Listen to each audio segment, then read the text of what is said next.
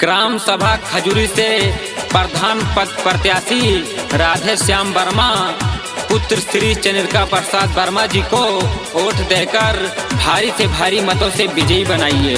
राधे श्याम वर्मा जिंदाबाद जिंदाबाद, चंद्रिका प्रसाद वर्मा जिंदाबाद जिंदाबाद। अब की राधे श्याम वर्मा के जीतैहा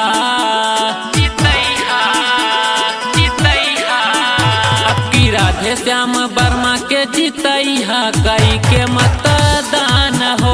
अब की राधे श्याम वर्मा के जीतैहा कई के मतदान हो।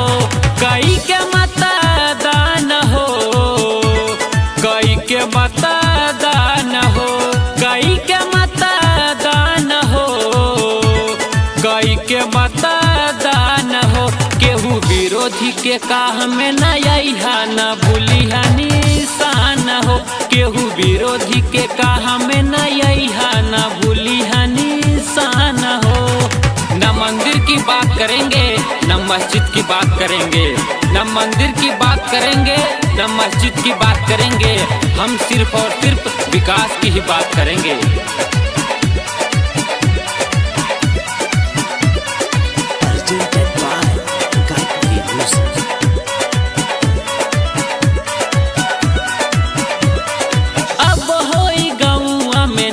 से विकास हो, पहला ही प्रधान हम करिहे कुछ खास हो।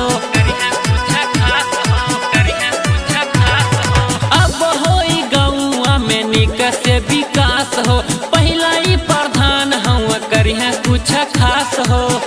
अपना बेटावा के चाचा न भूलैहा, अपना बेटावा के चाचा न भूलैहा, तू रखलिहा मान हो। अपना बेटावा के चाचा न भूलैहा, तू रखलिहा मान हो। तू रखलिहा मान हो, तू रखलिहा मान हो, तू रखलिहा मान हो, तू रखलिहा मान हो। अब की राधे श्याम वर्मा के जीतैहा कोई के मतदान हो। अब की राधे श्याम वर्मा के जीतैहा कोई के मतदान हो।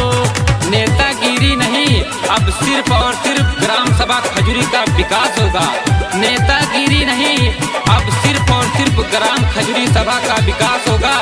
गरीब, असहाय व आसाद रोगियों पर अब विशेष हमारा ध्यान होगा।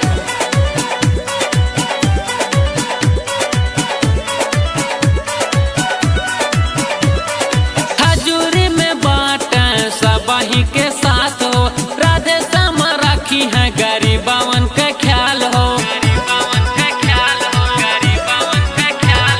खजूरी में बाट सबही के साथ हो, राधे श्याम राखी है गरीबावन का ख्याल हो।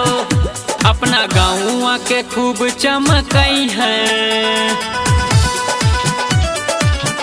अपना गाँव के खूब चमकई है कि करी है विकास हो। अपना गाँव के खूब चमकई है कि करी है विकास हो, कि करी है विकास हो, कि करी है विकास हो, कि करी है विकास हो, कि करी है विकास हो। अब की राधे श्याम वर्मा के जीतैहा कोई के मतदान हो। अब की राधे श्याम वर्मा के जीतैहा कोई के मतदान हो। अब की राधे श्याम वर्मा का साथ दीजिए, अब की राधे श्याम वर्मा का साथ दीजिए। अपने गांव में शिक्षा और स्वच्छता का विकास लीजिए।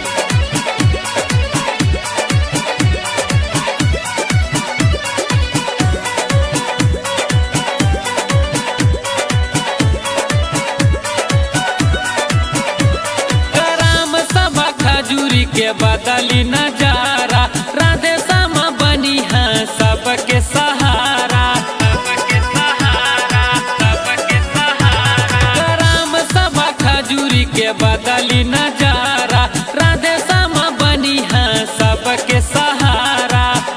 सूरज आज के वादा निभैहा, महेंद्र सूरज सूरज के वाता निभैया खुशी होई किसान हो। महेंद्र सूरज के वाता निभैया खुशी होई किसान हो। खुशी होई किसान हो, खुशी होई किसान हो, खुशी होई किसान हो, खुशी होई किसान हो। अब की राधे श्याम वर्मा के जितैया कोई के मतदान हो। अब की राधे श्याम वर्मा के जितैया कोई के मतदान